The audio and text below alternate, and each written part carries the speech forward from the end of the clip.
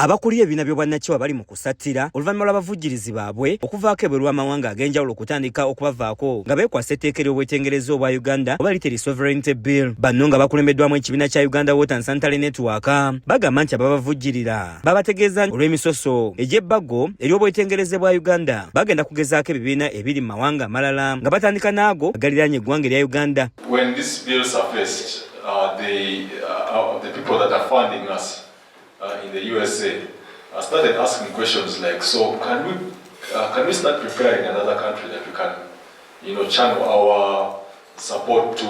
Bazira Henry munnamateeka okuva mu kibiina kino agamba nti mu bbago lino tebalina kusukka kufuna bukadde bina obwa Uganda buli mwaka kyokka ng'ate obusente buno butono nnyo okusinza ku mirimu gye bakola. Ziba sente nga si nnyingi nnyo. Osanga nga tulina ebitongole ebikosa sente ezisuka mu ezo sente mu mwaka.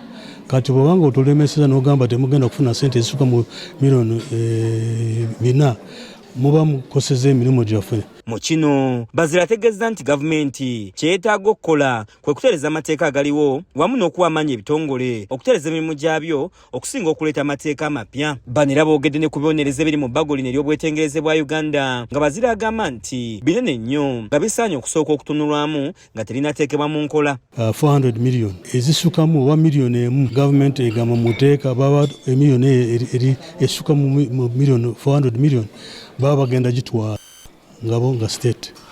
Kati tulaba nti akabairo ako kagenda kuleetera gavumenti okulabika obubi. Munirwa Musaasizi ngono yakulira ekitongole ki Uganda Water and Sanitary Network annyonnyodde nga gavumenti bw'etalina ssente zimala nga yeetaaga obuyambi bw'ebitongole by'obwannakyewa wabula nga amateeka agateekeddwawo gamba nga gano aga Sovereignty Bill si gaakubakkiriza kukola bulungi. Bwe tuli wano mu Uganda kati Uganda yaffe ministries zaffe gavumenti yaffe terina ssente zimala.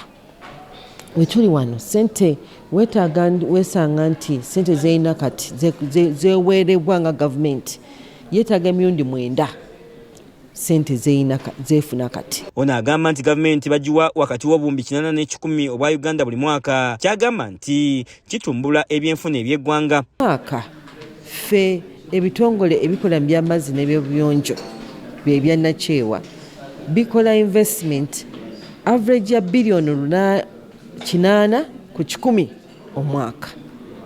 Ate abutonzi bw'ensi bo bagezaako okutuusa nga biliyoni 10.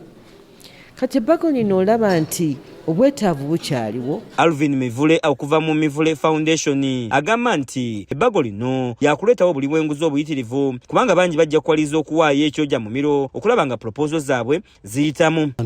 Akabairo ako kagenda kuleetera gavumenti okulabika obubi ng'omubbi oba ng'omunyazi owa sente. Ku Lwokuna lwa Ssabbiiti ebbago lino lisuubirwa okukomezebwa mu Paalamenti wabula nga bano baagala okusaba kwabwe kuwulirwe. Zawedde Hindu yakusakidde eggulu lino Rake STV Agaleero.